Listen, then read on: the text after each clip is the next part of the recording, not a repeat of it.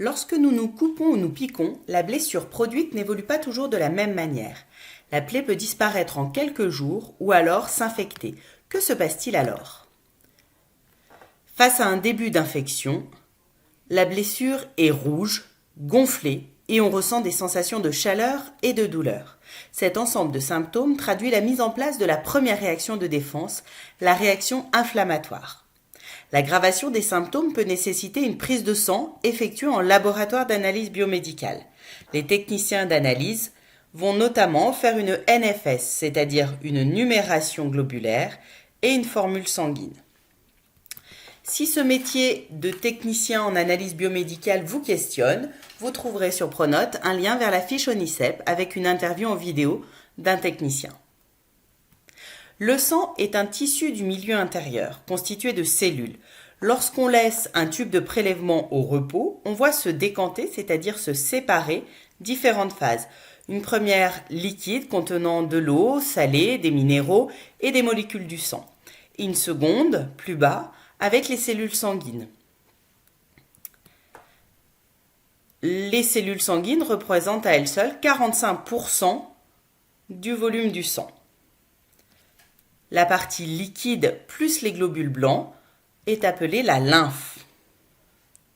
En classe, nous réaliserons une préparation microscopique d'une goutte de sang pour y repérer les différentes cellules sanguines.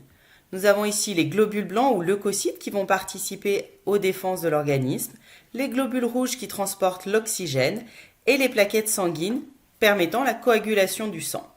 Au microscope électronique à balayage, voici les globules rouges hématies transportant l'oxygène, les globules blancs participant aux défenses de l'organisme et les trois rassemblés en 3 dimensions. Hématies pour l'oxygène, globules blancs pour les défenses de l'organisme, appelés aussi leucocytes, et les plaquettes pour la coagulation.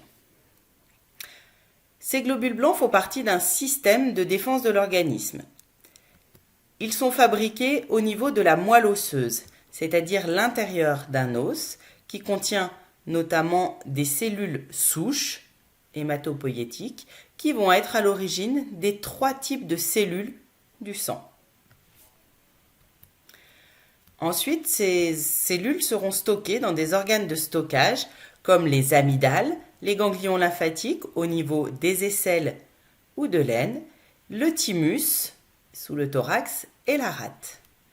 Pour les amygdales, vous les connaissez, peut-être certains ont été opérés des amygdales lorsqu'elles sont trop gonflées pendant l'enfance. Enfin, ces cellules circulent dans un circuit parallèle aux vaisseaux sanguins qu'on appelle les vaisseaux lymphatiques. L'ensemble de ces systèmes est appelé le système immunitaire. Il correspond au système de défense de l'organisme.